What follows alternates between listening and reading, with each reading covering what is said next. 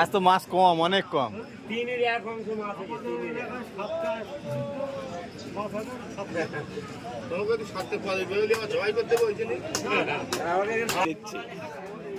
লাভ এই বড় মাছটা কতটা হবে? 5-6 কেজি হবে নাকি?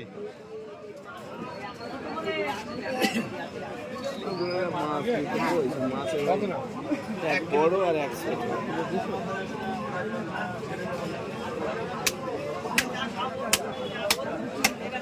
কাতলা দেখো, কাতলা